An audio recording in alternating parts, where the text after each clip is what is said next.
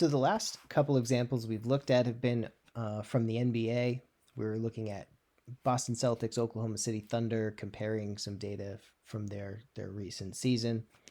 Want to do one more example. In this case, I want to look at paired samples, and we'll stick with the NBA to get this data.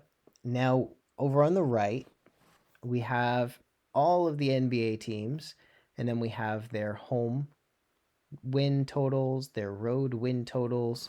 And so this gives us a new example to look at where we have paired data. So we have two samples, but the subjects of that sample data are the same subjects are giving us those values. So for the Celtics, they have a value of 37 in this sample and a 27 in this sample. And so it's paired in the sense that the numbers over here correspond to the same team that the numbers over here correspond to. Now, schematically, it's just another hypothesis test, and it will only make a difference in that final calculation because we're going to use a paired sample test when we do the t-test. So this is just an opportunity to use that in the formula.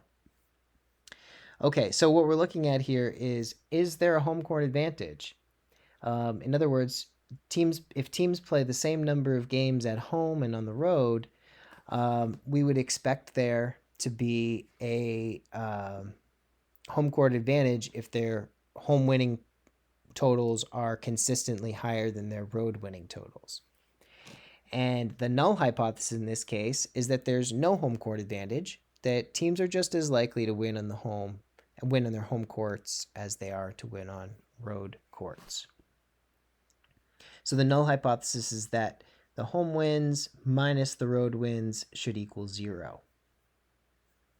The alternative is that it's greater than 0. So we're testing if there's a home court advantage, so home win totals should be higher than road win totals if there's a home court advantage. So we're using the greater than sign in the alternative hypothesis.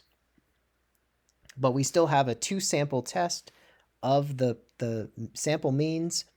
So just like the example where we're looking at their their point differentials of the two different teams, we could select each sample of data and put that in as an array here. So in this case, in Excel, I'll type into a cell equals t.test, and then array 1, we would highlight all of this data, comma, array 2, we highlight all of this data, and so we're going to t-test the difference between these two. And then we're putting in a 1 here because we're looking for a one-tailed probability, and we're looking for the paired option because this is paired data. And that affects, this is a technical point you don't really need to know here, but the reason this ends up mattering is because the way the standard error in the mean difference is calculated is different if it's a paired sample than if it's not.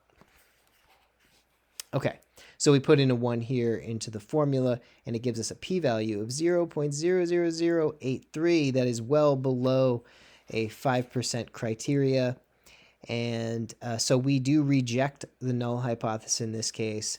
There is a statistically significant difference between the average number of home wins and the average number of road wins.